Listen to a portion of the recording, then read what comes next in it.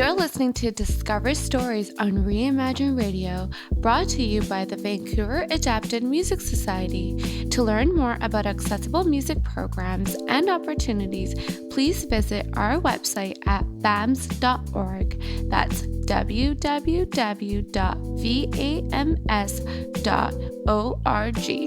Now let's get into today's episode. All right, so I'm going to move on to the next question. You began peer advocacy at such a young age, as you mentioned earlier on.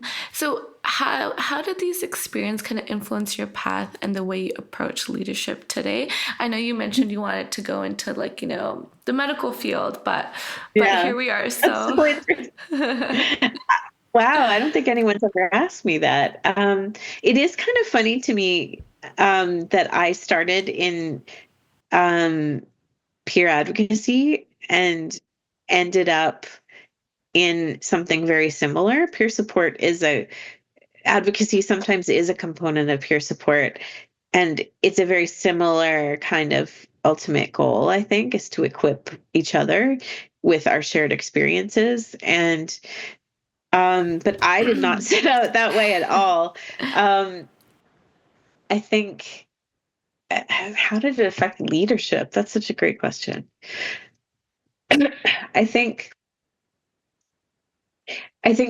my leadership at SCI BC and in other contexts I've been a leader was really informed by the understanding how important it is that the right people's voices are engaged and welcomed, and understanding the barriers in making that happen and what happens when you don't consult the people who are most affected.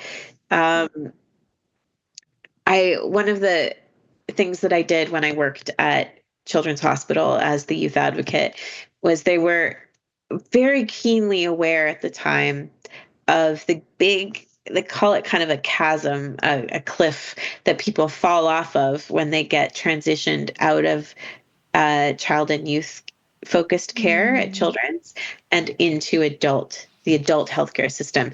Because when you have a disability or a chronic condition in childhood, everything about the way the healthcare is delivered is developmentally appropriate. So they really don't like you to miss school. So they save up all your treatments and stuff for the summer, which sucks. But that was what was seen as developmentally appropriate. They really don't like to pull you away from your socialization and school experiences. And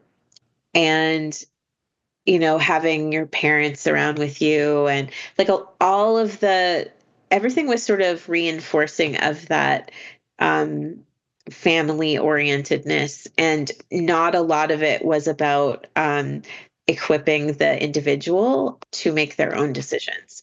The advocacy I did was a little bit of part of that, but really it's focused on children as part of their families, I think it makes a lot of sense too. But as the young person becomes a teenager, you kind of have to shift focus.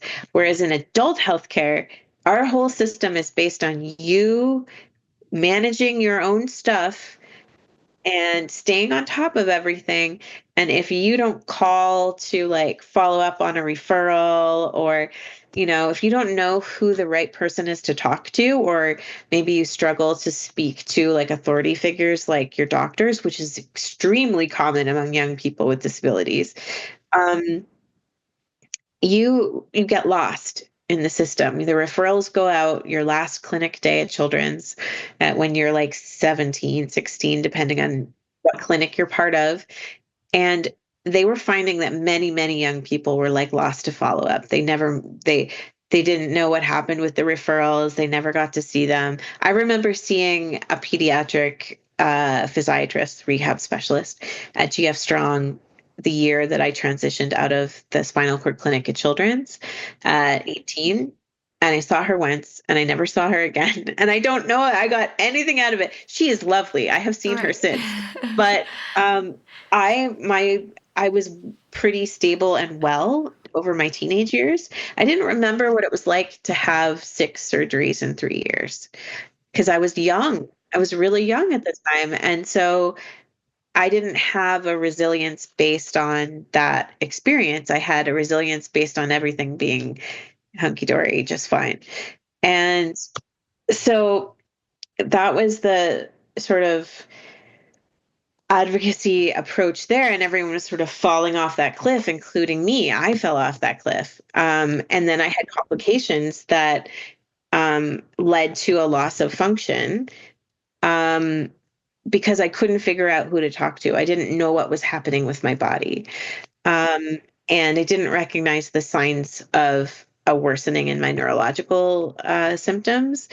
And and that was a really sobering growing up moment for me. And and that is unfortunately too common. And so I was part of this project, a bunch of different projects about transitioning to adult care for basically young youth and young adult patients at Children's Hospital. And we created a clinical practice guideline to follow for transitioning young people to adult care. And I remember being a part of those discussions as the lived experience person. And I remembered things like how all of the people in the room were participating as part of their job, but I would drive out there while I was in university during the semester. I didn't get paid. I didn't even get my parking comped. And I would show up and be there for 2 hours and then go home. And it didn't bother me at first, but then I started to be asked to do it a lot. I just became a bit more aware of the how unequal it can be when you are the person, you're like the only person in the room full of physicians and academics and other medical staff, and you're trying to grapple with the language they're using, their timing. Everything was in the middle of the day, while I was supposed to be at Oh school. no. And, um, and I felt that the burden was on me to try and give my voice to the problem as best I could, to the project. But it was really difficult to be part of that sometimes. And I think my different kind of experiences related to working at Children's and volunteering and consulting at Children's really gave me a sense of how silent a lot of patients or youth voices are, especially those who deal with health conditions in that period of their lives, how quiet and unheard they feel, and what a rough ride that is to transition. And if you're in that vulnerable place, it's really, you have lots of barriers to having your needs heard and voices heard. And really the developmental approach that pediatrics takes is very trying to normalize, which is great, but I don't think it sets you up for a view of yourself as you need to be aware of what could happen. Like I was an adult before I realized that people with my condition die in their 20s of infections. Wow. And you had Nobody no ever told me idea. that. And I can Wow. understand you don't want to tell your like 6-year-old. Fair, But but knowing the seriousness of some of those complications would have been, I think, helpful in some ways to know to take it seriously. Um, and there's no easy shift or transition. It's like one day you're a kid and next you're an adult and you need to know who your specialists are. Like it was a really rough go. And I think that experience, first of all, it showed me that I was one experience out of a whole bunch of different medical and disability populations who were going through some similar things like transitioning to adult care. Um, and each had really important social and medical and legal reasons that they needed to have their voice heard. And there needed to be a way that their experiences could inform what was being done around them, for them, to them. Um, and I guess that kind of got ingrained in me because the trend continued in research too. It's incredibly common in research now that people with with of lived experience of whatever population, it could be women with breast cancer, it could be anything, are recognized as knowledge, like knowledge users, um, and people with lived experience, and there are guidelines about how to compensate us, and there are recognitions of that we should be able to come to conferences that cost $700 and that there should be conferences that offer special rates, like Right. ways that those voices could be contributed in the overall ecosystem of health, social care, justice, social services, that kind of thing. Like, Mm-hmm. and that was a trend that was happening aside from me. I was just lucky enough to have been thrown in the pool as that was like moving the water toward that. And it was something I, had some experience with. So I was able to sort of go with the flow. Because when I started working at ICORD, consumer engagement, as we Mm-hmm. called it, or like patient engagement is another way it's called, like collaborating, working with people who are the beneficiaries of the clinical or research work that you do, became something of value, Right. and made a recognition of the need to translate this academic knowledge into something useful for the people who should be benefiting from your work. Mm-hmm. That whole thing was a trend that was happening apart from me, and I was fortunate to um, kind of come up through academia at the time that that was happening, with a public health lens of like nothing about us without us, um and offering the, I don't know, the support, the um just valuing the voices of people, and looking for those upstream factors, Mm-hmm. not just because it was also very common when I was younger that if you were an adult with a health condition and you weren't non-compliant or Mm-hmm. whatever, that you had type 2 diabetes and you weren't taking your meds or eating well, you were non-compliant. It was very judgmental. And I think a lot has changed, recognizing that there are upstream factors like poverty, like lack of good work and housing, that make um, paying for your meds sometimes difficult, that make buying good food and preparing it for yourself. Maybe you look after several kids and you don't have time, like your mental health. There's all of these reasons that inform why people do the things that they do. And that's Mm-hmm. a sort of a key component of public health. And that to me always seemed like so logical.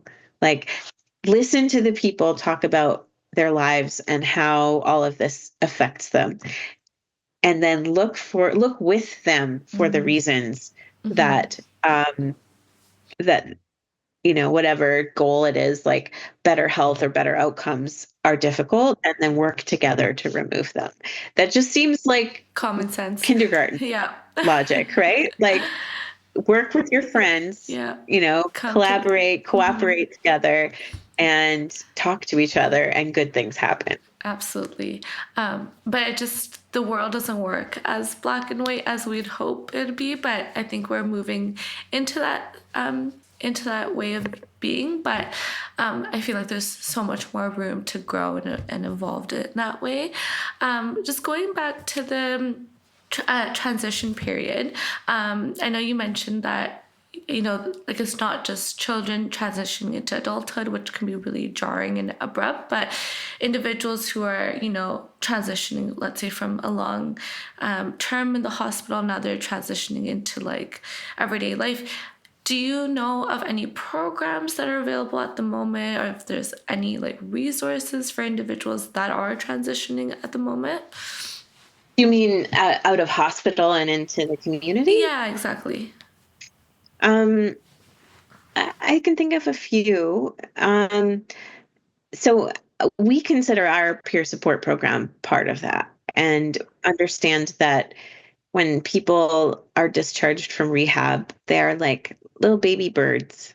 We know that the first 2 years with spinal cord injury is the most difficult, and they're the most likely in those first 2 years to be rehospitalized for like a pressure ulcer, a burn, an infection.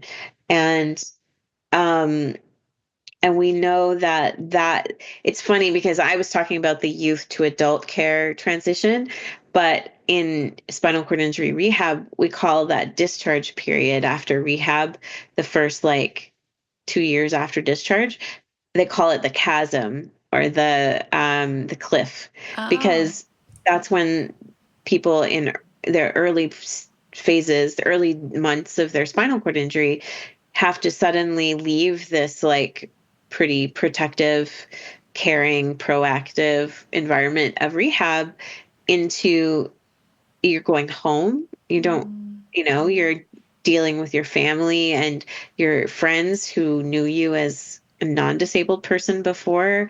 You're emotionally grappling with how much your life has changed, because while you're in the hospital, a lot of people feel like their lives are on pause. So right. then you get discharged and you suddenly have to grapple with that this is all permanent, Yeah. um, for most people. And they, some of it is like you have to reform your relationships. You have to relearn how to like navigate in your community. If Mm, um trying to think of like other things. So we see our peer support program, especially from the perspective of our resource center at GF Strong, as the program that is aimed at people transitioning out of rehab and into their home community. mm, And it's all of these things are even harder when you're going to a small community, a rural, right. small, indigenous community, even like because the supports that understand what spinal cord injury is all about are not there, because it's not that common in the scheme of things.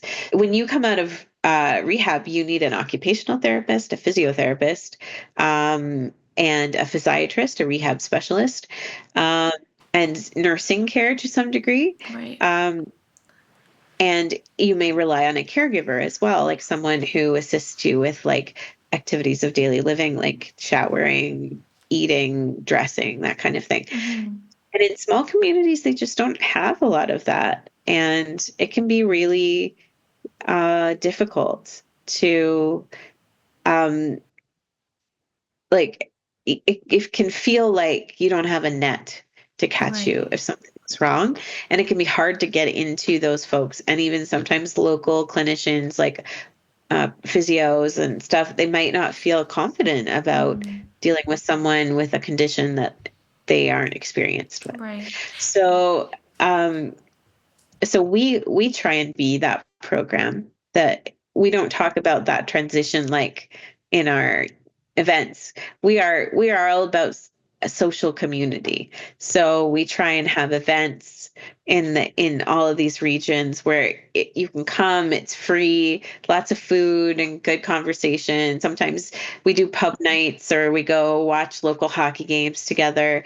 And the goal, the events are the excuse. The goal is that you have a posse of people Mm, who get your experience, mm-hmm. and ideally are a little further ahead in the experience than you are. So you have people you can ask, and people ways to support each other. Mm-hmm. And then our info line team are the people who like support everybody and enable our peer coordinator staff to do things like hospital visits and connecting people in their community to services and supports that they need. Because we can't expect every peer coordinator to know all that stuff. Right. So that's why we have our info line.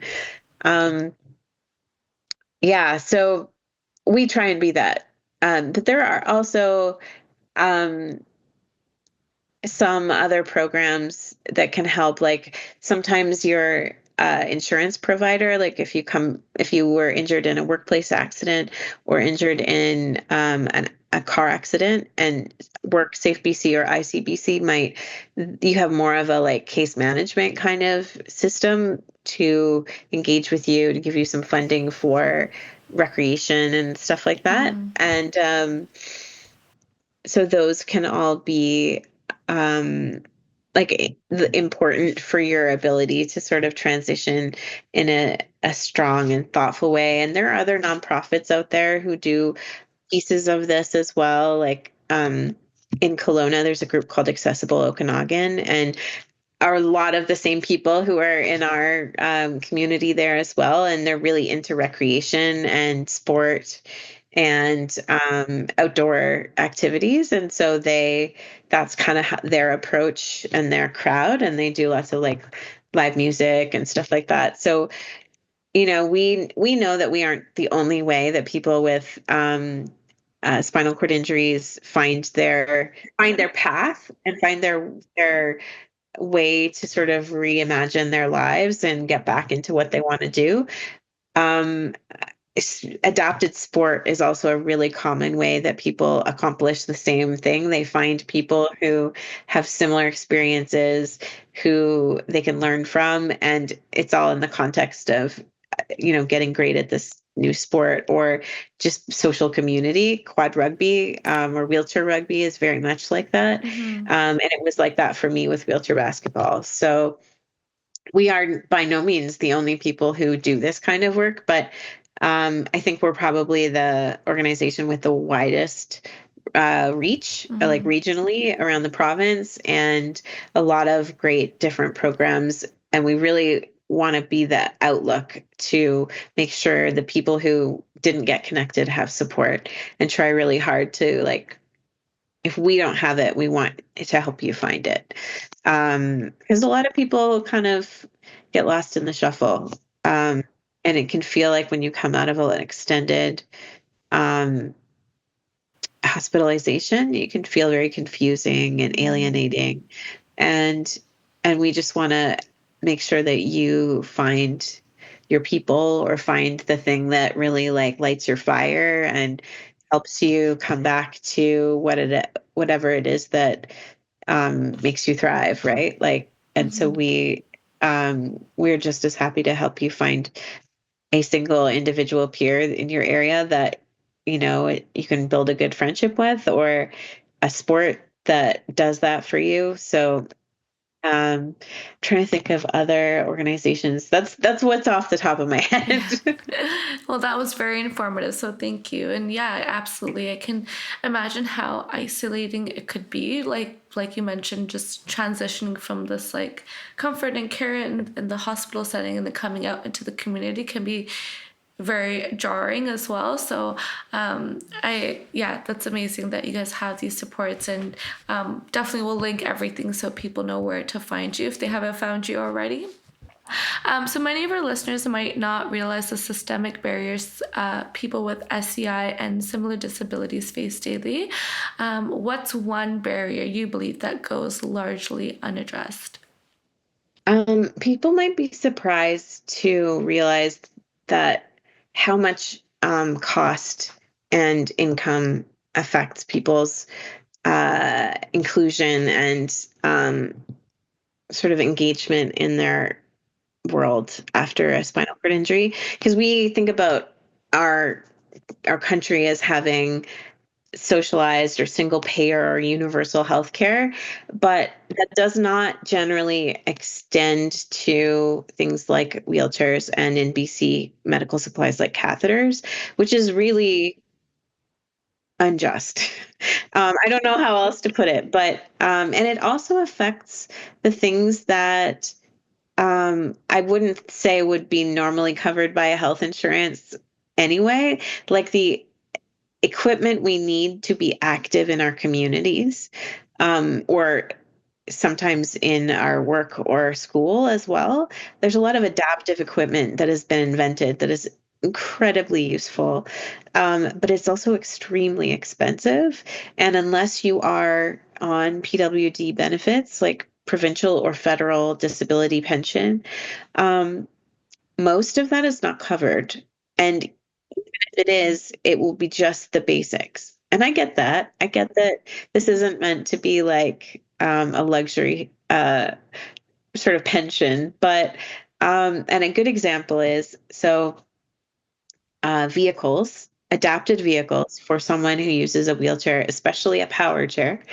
are extraordinarily expensive. But think about how many things that vehicle transportation is essential for. Even if you're lucky enough to live in the big city and you have access to Canada Line and the bus system and stuff, um, you can't transport stuff like a sport wheelchair if you don't have a vehicle. You can't get beyond the range of the transit system, and that's only if you're in Vancouver. If you're in Nanaimo, their transit system is like 4 lines. So you can't get beyond the transit system for like camping or visiting a loved one who lives like further out if you don't have a vehicle that accommodates your power wheelchair. Um, and so that cost barrier of those vehicles, the vehicles themselves these days, they're usually minivans, are like $60,000. And then you add the lift or the ramp and all that modification, they roll off the warehouse floor or off the shop floor at like 100,000 sometimes. And where do you get that money from? Yeah. That doesn't come from your PWD benefits, but Mm, it's such a key thing to like going back to work, looking after your family, like right. regaining your role in society. It's just, especially with a disability, like there are things that you can't do on public transit. If you had Yeah. a small child and like an infant and a small child and you were in a power wheelchair, are you going to take transit to go to the park? Maybe not. That might be pretty difficult. You might need a bunch of stuff like one of those little kick bikes or something. How are you going to bring that with you? Um, Yeah. and the reason I bring that up is that we do an amazing adaptive recreation camp at Whistler every year with Whistler Adaptive. Mm, And the biggest barrier to people coming on this very low cost trip, it's like 2 nights, 3 days, 5 sessions of adaptive rec with all the equipment included. And transportation is the biggest barrier. yeah. And it's rough for us because there aren't a lot of bus programs, accessible buses that can take more than 2 people and that can come up and stay with us and drive people to the different sites. Um, and there aren't a lot of rentals of those types of adapted vehicles. So cost barriers and then differences in coverage between like WorkSafe and ICBC and PWD, and then everybody else you Wow. don't get much. And and that creates a real difficult problem because people who need a particular piece of equipment to like work, you know, Yeah. after their family or whatever, they have very little likelihood of ever getting it. And it makes me so sad because it would enable them to be so much more included in their work or life or family. Mm-hmm. Um, And it would so it offer. is, Yeah, sorry, go ahead. sorry. And I can imagine it would offer more autonomy, like for example, taking your children to the park, or seeing a loved Yeah. one that kind of lives further away and there's no public transport. And I would like, to me, it's common sense. Like these things should be covered, but then there's also so much funding that's available, and that's, yeah, it's not cool. It's not fair. But sorry, Yeah, it's rough. yeah, It's a yeah, rough thing to kind of live with in your head, knowing that it that it's such an important component of being part of our society. mm, And like everyone, we know this comes from tax dollars. I get that, and mm, I don't think anyone's trying to like take what is unreasonable, but it's also like the way the affordability crisis has affected yeah, the things that people with disabilities need. Um, and sometimes there's not even coverage for wheelchairs, like basic mobility, wow, and it can be really difficult. As power wheelchairs are really expensive now. mm, Um, that's why we have our swap and shop website on our marketplace, because hoping we can like connect people who have equipment to offer and people who need it, mm, because not everyone has coverage. And some people who do have coverage, they order something that doesn't work for them and they have like a perfectly good wheelchair or hand cycle or something. right, And so we try and help be a community that can like share what we have, um, but it's hard when most of your community is dealing with some kind of material need.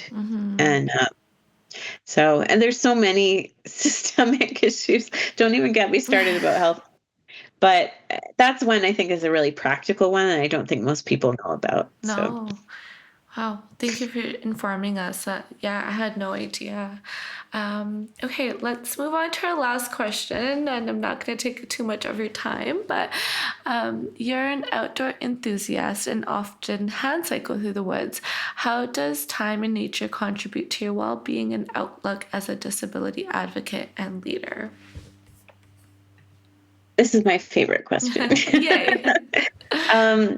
I I only discovered hand cycling after I started working with SCI BC at our Whistler camp, actually. Before we dive into the question, can you tell our listeners what hand cycling is Oh yeah, exactly? it's a great point. Hand cycles are essentially a bicycle. They're actually tricycles. They have three wheels in general, and they are like a bicycle flipped upside down. So if you Oh. imagine the place you put your pedals, your feet on a regular bicycle, if you flipped the bike upside down, then you would have those pedals where your hands are. And you would use your hands in exactly the same way those pedals work to drive, to like power the chain that drives the wheels. Um, Hand cycles have been around for probably since the mid 70s. But since bike technology has improved so much, and e-bikes are so popular, that has really pushed ahead hand cycles. So they are leaps and bounds better than they used to be. It used to be that hand cycles were so hard to use because you had to have already a lot of power and strength in your shoulders to make it go, because you don't get the mechanical advantage of being on top of the pedals when you're cycling like you would on a bicycle. On a hand cycle, usually they're heavier because there's one more wheel and there's a seat instead of a saddle. And so the hand cycles themselves are bigger, and you are, if you can imagine someone sitting in a sitting position with one wheel in front of them and the cranks are right in front of you where your arms would be, and you're cycling right in front of you. Like, I don't know how to explain it. It's like you're trying to mix a mixing bowl, but horizontally, like right in front of you. And and they it's a lot harder, I guess, is what I would say. It requires a lot more strength early on. So adding electric assist onto these hand cycles opened hand cycling for a huge number of people, including me. And I discovered hand cycling at our Whistler camp, and I got a chance to try the an adapted mountain bike with an electric motor on it. And I was pretty snobby about it. I was like, I don't need a bicycle with a motor. And then I realized we're riding on trails, Yeah. steep trails, trails with a little bank to them, roots and bumps and stuff. And you really do need that extra oomph to get out of weird places, to get around corners. Um, but what was bigger, what really like blew my mind and made me such a big outspoken person about access to recreation, is that I, on that ride, we went down into what is the Trainwreck Trail and the Sea to Sky Trail in the Cheakamus area of Whistler. And I realized that I was like further into the forest than I had been since I was a child small enough to be carried by my dad. And that reality like hit me like a ton of bricks, but it also kind of hit me like a fog dissipating and suddenly like revealing this whole new world to me that I had forgotten even existed. Like I've always grown up like on the West Coast and in BC, and I see the forest. I see it as I drive by it in my car. And but being in the forest with the tree canopy above and that sense of coolness and the smell of the damp earth and the sound of the water and like animals and stuff, it was like a magical experience. And I came out like with my mind blown. I was like, that, first of all, I was like, now I realize what I was missing by objecting to using adaptive equipment like an electric assist motor. Hand cycles are pretty expensive too, so I had a little one for the urban area that I attached to my chair, but it made me realize like how much the the bike itself limited where I was able to go with it because it was hard. It was not like uh wasn't an easy activity with the way that the equipment is designed. And so adding an electric assist motor takes away all of that weight and difficulty and traction problems. And suddenly I was like able to see parts of the world that I had forgotten existed. And I was like, everybody should have access to this. Everybody should be able to be a part of the benefits that we get from being in nature. And I know I'm hardly the first person to learn this, but um, I think it really showed me that there are parts of it being included in our world, in our society, in our lives that we almost universally recognized as a positive thing, like being in nature, being active, like physically active. But we don't view that as important enough to fund it for people who are disabled. Right. And there are a few organizations like BC Moss, which is part of Disability Foundation, and SCI BC had a cycling program for a while too, and trying to remove the financial barriers and the access and knowledge barriers so that people can try cycling and get into the forest. But it's so hard to do. It's so hard to offer that. There's so many barriers. And I see what people's faces when they come back from our camp and they're like, I had the power to do that. I did that. I went down that trail. I went up that side of the hill and came back and I felt powerful and engaged and part of it in a way that, is different to how I am every day. And, a lot of us joined with other people who brought their own bikes. And so you see how they do it. And it really made me a believer in peer support and in the knowledge of other peers and the importance of experiencing outdoor recreation as a part of rehab. And sometimes I daydream about coming up with my own foundation where I can like fund people to get the equipment that they need to have those experiences, but I haven't met a really wealthy person yet. So. Hopefully soon enough. But that's so powerful. And thank you for sharing that. Like, that's so amazing. And yeah, like nature is, proven to be healing and to be therapeutic. And like you said, we forget that, like, me as an able-bodied person forgets that, like, oh, being outside and having like that fresh breath of air is just so, relieving and so just so calming. And it sucks that, like, we don't have funding for, like you said, basic wheelchairs. So finding funding for that would be, very difficult, like you said. And hopefully as technology progresses, we can kind of create something more adaptable and more accessible, but hopefully sooner than rather than later. Right now, the bike that I wish I could get is $30,000. Oh my goodness.